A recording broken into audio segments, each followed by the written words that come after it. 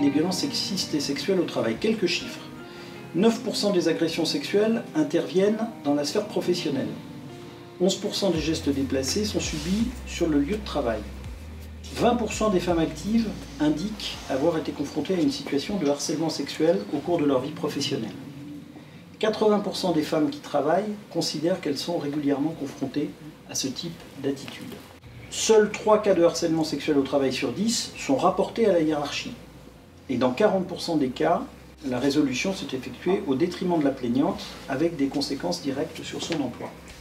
Il est donc important de rappeler que les agissements sexistes, le harcèlement moral, les mesures discriminatoires sont interdites et punies par la loi. Qu'est-ce que vous faites en entreprise pour prévenir le harcèlement sexuel ? Samedi dernier, c'était le 25 novembre, la journée internationale pour l'élimination des violences à l'égard des femmes. Et dans les sujets autour des violences faites aux femmes, il y a la question des violences sexistes et sexuelles. Donc le CIDFF et les services d'État se sont réunis pour organiser une rencontre avec l'ensemble des acteurs économiques du département, à la fois les acteurs privés et les acteurs publics, pour faire une sensibilisation sur cette thématique. Violences sexistes et sexuelles, on en parle au travail. Les employeurs ont des obligations sur ces sujets.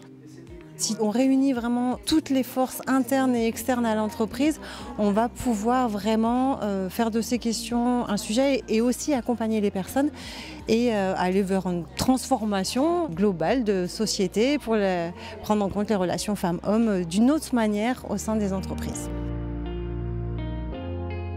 Parmi les personnes qui sont présentes cet après-midi, il y a aussi des entreprises qui sont ambassadrices d'un certain dispositif qui s'appelle EgaliPro sur le territoire et qui vont pouvoir aussi témoigner et peut-être aider d'autres personnes à impulser quelque chose en interne. À la fois en entreprise du bâtiment et à la fois adhérent à la fédération du bâtiment, on porte aussi la voix de l'action qu'on a entreprise, EgaliPro.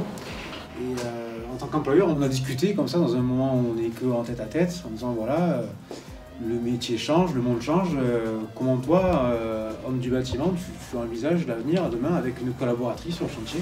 Donc on a balayé comme ça toute l'équipe, il n'y a eu aucun frein, pas d'objection et pas d'entrave à collaborer.